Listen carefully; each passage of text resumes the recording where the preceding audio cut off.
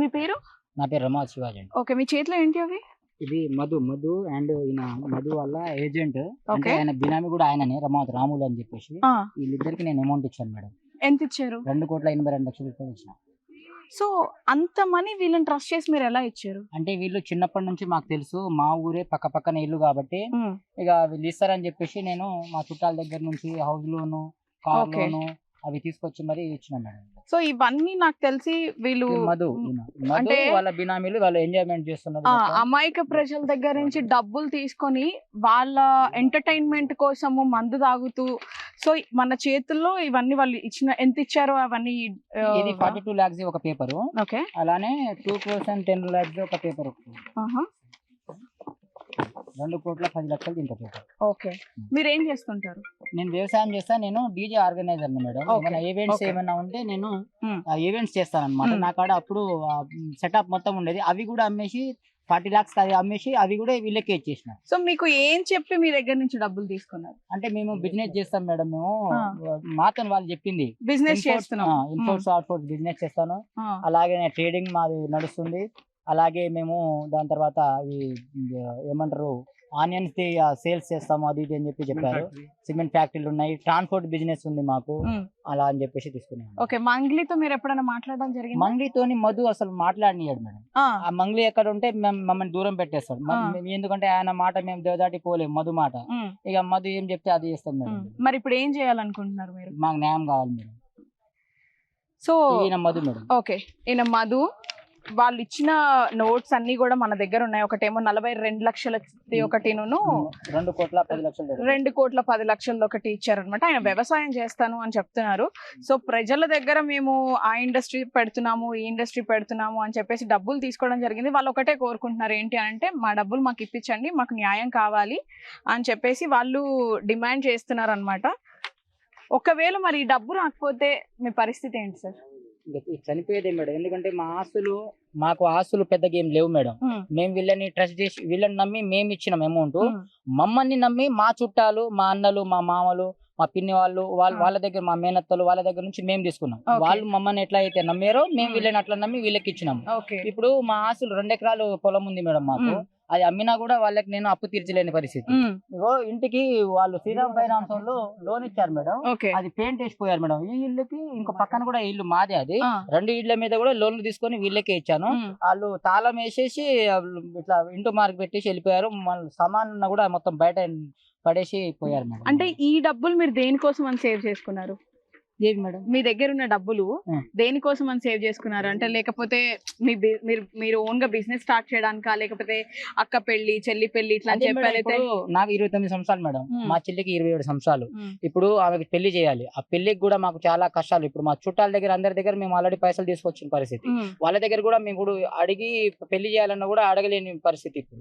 ఇప్పుడు పెళ్లి వీడికి వచ్చిన పెళ్లి మాకు కూడా పెళ్లి కాలేదు మేడం. మా అన్న ఉండు, మాకు ఎవరికి పెళ్లిళ్ళు కూడా కాలేదు, చనిపోయే పరిస్థితి ఉంది మేడం. నేను మా చుట్టాల దగ్గర నుంచి ఎవరెవరి దగ్గర నుంచి ఎంత అమౌంట్ తీసుకొచ్చినా అనేది కూడా నా దగ్గర, వాళ్ళ దగ్గర నేను ప్రామిస్ చేసి తీసుకొచ్చినా వీళ్ళకి ఇచ్చిన లిస్ట్ కూడా ఉంది మేడం. ముని అని మా తమ్ముడు, మా పిన్ని వాళ్ళ కొడుకు, ఆయన దగ్గర నుంచి 9 lakhs 9 లక్షలు. డాకు అని చెప్పేసి ఆయన మా బాబాయ్, ఆయన దగ్గర నుంచి 20 లక్షలు. సరోజ అని మా మేనత్త, ఆమె దగ్గర నుంచి 18 లక్షలు. గోవిందు అని చెప్పేసి ఒక్కొక్కరి దగ్గర నుంచి నేను 1,59,00,000 రూపాయలు నేను అప్పు తీసుకొచ్చిన. దాని తర్వాత 2 ఇల్లులు అని చెప్పాను కదా, 2 ఇల్లుల మీద కూడా 10 lakhs ఒక హౌస్, ఇంకో 10 lakhs ఇంకో హౌస్, 20 లక్షలు ఇంటి లోన్ తీసుకున్నాం మేడం.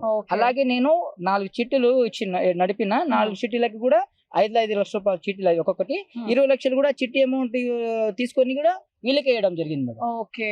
సో వింటున్నారు కదా, నాకు తెలిసి వాళ్ళు ఒక్కొక్క దగ్గర నుంచి అప్పు తీసుకొచ్చి మరీ వాళ్ళకి ఇవ్వడం జరిగింది. ఇంట్రెస్ట్లు కట్టుకుంటున్నాము, ఒకవేళ డబ్బు రాకపోతే మాకు చావే పరిష్కారం అన్నట్లు మాట్లాడుతున్నారు.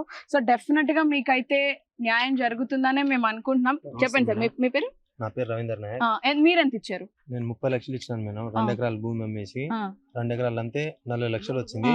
40 లక్షలు వస్తే దాంట్లో నేను సగం నా అప్పు ఉంటే అప్పులు కట్టుకున్నా, మిగతా ఏమో సరిపోక అమౌంట్ సరిపోక మిగతా ఏమో హౌస్ లోన్ తీసుకున్నా. హౌస్ లోన్ మీద 9 లక్షలు వచ్చింది. అయితే 9 లక్షలు వచ్చింది. ఇవి మిగతా నా దగ్గర ఇవి ఒక 25 లక్షలు, అవి ఒక 5 లక్షలు కలిపి 30 లక్షలు నేను ఇచ్చినాను మేడం.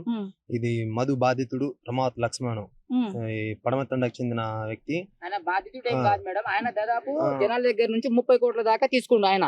అంటే బాధితుడు ఎలా అవుతాడు మేడం? ఆయన వాళ్ళందరూ ఏజెంట్స్ మేడం, వాళ్ళు బినామీలు వాళ్ళు ఇప్పుడు బాధితుల లెక్క చేస్తారు. కానీ ఇప్పుడు నేను చూపించాను, ఇదే రమావత్ రాములు అని చెప్పేసి alias బాబు, అందరూ బాబు అంటారు.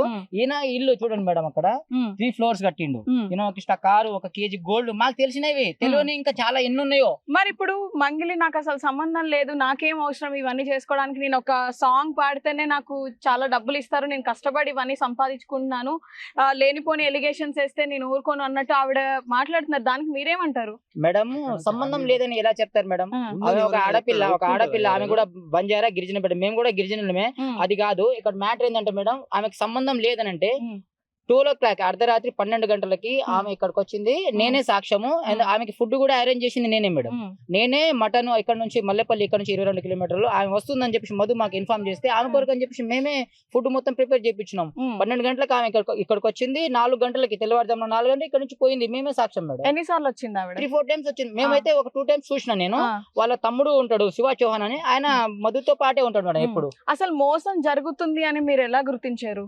మాకు అమౌంట్ ఇవ్వకుండా డిలే చేసిండు మేడం. మాకు ఇలా అమౌంట్ ఇవ్వకుండా ఇట్లా డేట్లు పెట్టడము, ఇది చేసిండు. ఒక 2 months అట్లా డేట్ పెట్టిండు. ఇంతకు ముందు ఎవ్రీ మంత్ ఇచ్చేటోడు. దాని తర్వాత కొన్ని రోజులకి ఆపిండు. ఆపితే మాకు డౌట్ వచ్చింది, మాకు అమౌంట్ కావాలి, ఎందుకంటే మేము కూడా చుట్టాల దగ్గర నుంచి తీసుకున్నాం, హౌస్ లోను, గోల్డ్ లోను అట్లా అవి తీసుకున్నాం కదా, వాళ్ళకి కావాలని వాళ్ళు మమ్మల్ని ఇది చేస్తారు. మరి ఎట్లా మధు అంటే 3 months టైంలో మీకు మొత్తం ఇచ్చేస్తా అన్నట్టు. ఆ 3 months పోయింది. ఆ 3 months తర్వాత మళ్ళా 2 months పెట్టిండు. 5 months అయింది. ఎప్పటికీ మాకు ఫుల్ ప్రెజర్. మా దగ్గర ఉన్న మేము కొద్ది గొప్ప దాచుకున్న పైసలు కూడా మేము తీసుకొచ్చిన చుట్టాలకు మా దగ్గర నుంచి మొత్తం ఇచ్చేసినాం. ఇప్పుడు వాళ్ళు మమ్మల్ని ఇచ్చి పెడతలేరు. మా హౌస్ లో వాళ్ళు కూడా వచ్చి ఇంట్లో సామాన్లు ఇదంతా మొత్తం చేస్తున్నారు మేడం. ఆ ప్రెజర్ తట్టుకోలేక మేము గట్టిగా మధుగుని అడిగేసరికి జైలుకి వెళ్ళడం, ఆ సిఐడిలో ఆసులు సీజ్ అయిపోయి అంతా నడుస్తుంది మేడం. ఓకే, అంటే మీ డబ్బుల్ని మభి పెట్టడానికి ఇవన్నీ జస్ట్ యాక్టింగ్ చేస్తున్నారని అని చెప్పొచ్చు. ఇది వాస్తవం మేడం, ఇది వాస్తవం. మరి డబ్బులంతా వాళ్ళ దగ్గరే ఉన్నాయి, మాకు ఇప్పించండి అని మాత్రం మీరు డిమాండ్ చేస్తున్నారు. ఓకే ఓకే, సో మీరు ఇంకేమైనా చెప్పాలనుకున్నారు సార్? చెప్పేది ఏం లేదు మేడం. ఈ సమయం ఎట్టుందంటే పొద్దుగాల కూలి చేస్తే సాయంత్రం వరకు కడుపు నిండదు. నా ఈ ఏజ్ లో 2 కొడుకులు, ఈ 2 కొడుకులను పెట్టి నా పెళ్ళై 3 సంవత్సరాలే అవుతుంది. 2 కొడుకులు ఇచ్చిండు భగవంతుడు. నాకు ఈ టెన్షన్ వల్ల మా అమ్మ మా నాన్నోళ్ళు నాకు కూడా డివైడ్ చేసేసిర్రు. కూలి పోతే కడుపు నిండదు సాయంత్రం వస్తే. అయితే నేనేందో ఈ పరిస్థితి చూసి నాకు చచ్చిపోవాలనే సిచ్యువేషన్ అవుతుంది మేడం. చచ్చిపోతే వెనకాల పెళ్ళము పిల్లలు ఆగమవుతారని ఇంకొకటి. సో తొందరపడి మీరు అలాంటి నిర్ణయాలు ఏం తీసుకోవద్దన్నా, ఎందుకనంటే మీకు సాయం చేయడానికి ప్రతి ఒక్కరు ఉన్నారు. ఈ రోజు ఒక ఆయన చనిపోయింది మేడం. ఆల్రెడీ ఇక్కడ పెద్దవారు, ఇక్కడ నుంచి 10 కిలోమీటర్ల డిస్టెన్స్. ఇదే రమావత్ బాలాజీకి ఆయన 40 లక్షల రూపాయలు గతంలో ఇవ్వడం జరిగింది. అవి ఆయన ఇయ్యకపోతే వాళ్ళ చుట్టాలు ఉన్నారు కదా, ఆయన ఇంటికి వెళ్ళి హెరాస్ చేయడం. ఆయన రమేష్ అనే ఆయన హెరాస్ చేసిర్రు, తిట్టిరంట. తిడితే ఆయన మనస్తాపానికి మందు తాగేసిండు. ఆల్రెడీ డెడ్ బాడీ కూడా ఇప్పుడు అక్కడనే పోలీస్ స్టేషన్ కాడ ఉంది. ధర్నా చేస్తున్నారు. రానిస్తలేరు పోలీసులు. ఇక్కడ తీసుకొచ్చి వాళ్ళ ఇంట్లోనే కాలుదామని వాళ్ళు మేడం. ఆల్రెడీ 8 మంది చనిపోయారు మేడం. మా ఊరు నుంచి, ఇదే తండ నుంచి మా చుట్టాలే, మా దగ్గర మా పాలోళ్ళు వాళ్ళే 9 చనిపోయారు. పైతండ వదిపట్ల చుట్టుపక్కల ఇది మొత్తం ఉమ్మడి గ్రామ పంచాయతీలో 8 మంది చనిపోయారు. నిన్న నైట్ ఒక ఆయన చనిపోయిండు. ఆల్రెడీ డెడ్ బాడీ కూడా అక్కడనే ఉంది. మా వాళ్ళందరూ కూడా అక్కడ ఆందోళన మొత్తం చేస్తారు. మీరైతే కంగారు పడి నిర్ణయాలు ఏం తీసుకోవద్దన్నా, పోరాడదాం, మీకు తప్పకుండా న్యాయం జరుగుతుంది. ఎందుకంటే మీకు న్యాయం చేయాలి, మీ సైడ్ నుంచి ఎలాంటి తప్పు లేదు కాబట్టి ఇన్ని ఛానల్స్ వాళ్ళు కవర్ చేస్తూ మీకు న్యాయం చేయాలనే కోరుకుంటున్నారు. ఎందుకంటే మీకు కుటుంబాలు ఉన్నాయి, చిన్నపిల్లలతో ఉన్నారు, భార్య అనుకుంటారు. కానీ మేడం వీళ్ళు ఏం చేస్తారు అంటే వాళ్ళ దగ్గర గాలికి వచ్చిన డబ్బులు వాళ్ళు ఏంటంటే ఇష్టం వచ్చినట్టు పోలీసు వాళ్ళకి ఇష్టం వచ్చినట్టు పైసలు ఇచ్చి కొనుక్కుంటారు. వీళ్ళు కూడా పోలీసు వాళ్ళు కూడా గవర్నమెంట్ అని వాళ్ళు ఉద్దేశించకుండా వాళ్ళ కింద అమ్ముడు పోతురు. జనాలకు సపోర్ట్ చేయాలి. కానీ ఎవరో ఇంకొకతను అంటాడు, మన లంబడి సంఘం నాయకుడు, ఆయన పేరు ఏదో ఉంది, మోతిలాల్ నాయక్, కొర్ర మోతిలాల్ నాయక్. ఈయన కూడా మన మంగళి తరపున మాట్లాడుతుండు, మంగళి తరపున ఫైట్ చేస్తున్నాడు అని. ఇప్పుడు మా వాళ్ళు ఈయన మన గిరిజన నాయకులే, మన గిరిజన బిడ్డలే, వీళ్ళు కూడా చాలా మోసమయ్యారని మా తరపున వచ్చి ఫైట్ చేసేది ఏడిపోయిందో, పోయి మంగళి తరపున ఎంత ఇచ్చిందో, మరి కమిషన్ ఇచ్చిందో లేదంటే వానికి లైఫ్ లాంగ్ బాగుపడేటట్టు పైసలు ఇచ్చేసిందో ఏం చేసిందో ఏందో కానీ వాని తరపునే మంగళి తరపునే ఫైట్ చేస్తున్నారు. కానీ జనాల తరపున జనాలు చచ్చిపోతున్నారు, ఇట్లా నాశనం అయిపోతున్నారు జనాలు. మా బిడ్డలు, మా గిరిజన బిడ్డలు ఇట్ట మోసం చేసిరు, వీళ్ళు ఇంత మోసం అయిపోయారని జనాల తరపున ఫైట్ చేసేది ఎక్కడ పోయిందో కానీ మంగ్లీ తరపున పోయి మంగ్లీ వెనకాల నుంచి మంగ్లీ తరపున ఫైట్ చేస్తున్నారని జనాల తరపున అయితే ఎవరు వస్తలేరు. ఇప్పుడు మీ మీడియా ఛానల్స్ ఇప్పుడు అనుకుంటే ఒక్క ఛానల్ నుంచి 20 నుంచి 30 ఛానల్స్ వచ్చింది. మరి ఇప్పుడు మీ 30 ఛానల్స్ వరకు వచ్చిరు కానీ జనాలకు సపోర్ట్ చేస్తారో లేదంటే జనాలకు ఏం చేస్తారో ఏందో మేడం తెలియదు. కానీ జనాల ప్రాణం అయితే ఇప్పుడు మీ చేతుల్లో ఉంది. మీ చేతులు ఏందో కానీ ఈ ఫస్ట్ మీ రిమాండ్ ఇప్పుడు మీ ఛానల్స్ అంతా రిమాండ్ చేసి సీఎం రేవంత్ రెడ్డి వరకు పక్కా ఇది అయ్యేటట్టు చూడాలి, మేము పోయేటట్టు చూడాలి. అవును, కంపల్సరీ ఇదైతే మాకు నిజం అయ్యేటట్టు చూడండి ప్లీజ్. లేదంటే మేము చచ్చిపోయే పరిస్థితి ఉంది మేడం ప్లీజ్.